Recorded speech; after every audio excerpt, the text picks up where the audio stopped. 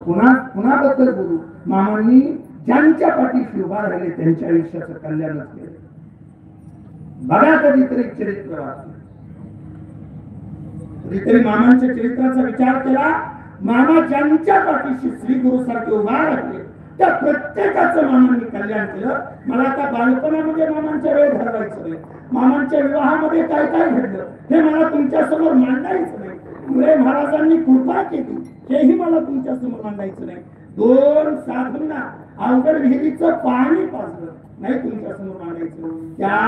त्या जैन धर्मातल्या विचाराला तिच्याच घरी नोकरीला राहून तिच्याच देवांचं दर्शन कितीमध्ये घडवलं हे मला तुमच्या समोर मांडायचं नाही. मामांनी आयुष्यामध्ये लेकरांचं कल्याण काय केलं, मामांनी लेकरांच्या पाठीशी किती ताकदीनं उभा राहिले हे जर तुम्ही ऐकत असाल तर शांत ऐका गड्या.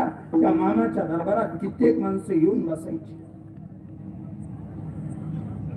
सगळा संसार सोडून मामा जगाच्या कल्याणासाठी निघाले. त्या 2 साधूंना जेव्हा अवघड विहिरीचं पाणी पाजलं त्या 2 साधूंनी आशीर्वाद दिलता, हे बाळाप्पा तिथं पुढे या पंचमहाभूतावर तुझी सत्ता असेल, पंचमहाभूतावरती तुझं राज्य असेल. ही अग्नी तुझ्या हातात आहे, वायू तुझ्या हातात आहे, पृथ्वी तुझ्या हातात आहे, हे तेज तुझ्या हातात आहे, ही ऊन वारा पाऊस हे सगळं तुझ्या हातात आहे.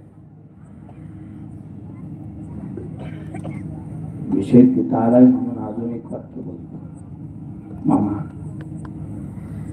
आम्ही ह्याच्या आधी विनंती केली आणि अजून एक बार विनंती. मामा खरंच ऊन वारा पाऊस तुमच्या हातात आहे ह्याच्यावर आमचा विश्वास आहे. पाऊस मामा तुमच्या हातात आहे. आज जिथं पाणी आहे तिथं बरं आहे, पण जिथलं पाणी संपून गेलंय ना लेकरांच्या डोळ्या लेखत उभं पीक जायला लागले.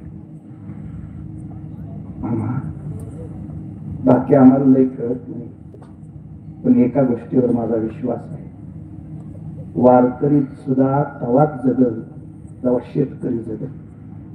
आम्हाला एवढंच कळतं, शेतकरी जगला तरच बाकीच्या गोष्टी जगतेल्या, शेतकरी टिकला तरच बाकीच्या गोष्टी टिकतेल्या. नाहीतर किती मोठा साहेब असला शेतकऱ्यानेच नाही पिकवलं काय खायचं. मामा तुमच्या दरबारात एक विनंती करतो, ते तुमचं लेकरू आहे, तुमच्या पायावर नाक घासतो. मामा आमची एवढी इच्छा आहे. मला माहिती आहे अजून पावसाळ्याचा दिवस पुढायचं, मला माहिती आहे मामा अजून पाऊस पुढाय, पण तुम्ही सर्व सत्ताधीश आहे मामा, तुम्ही मनात आणल्यावर कुठलीच गोष्ट अपरी राहत नाही.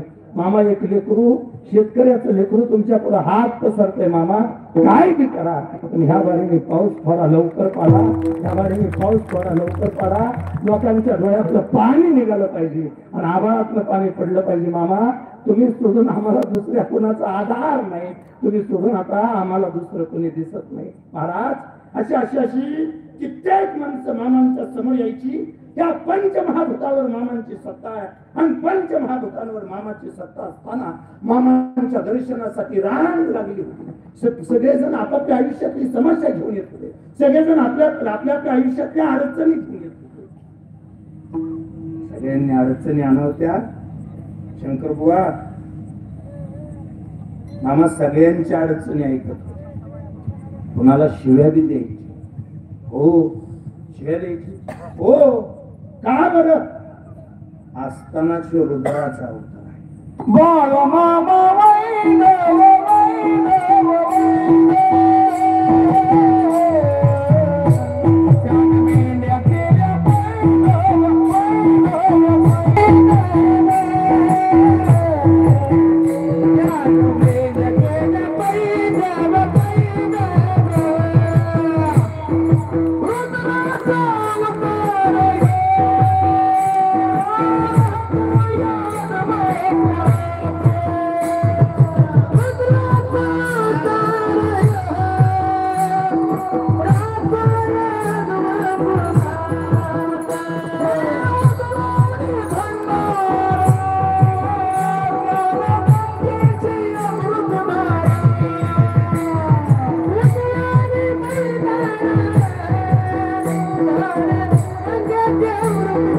Yeah.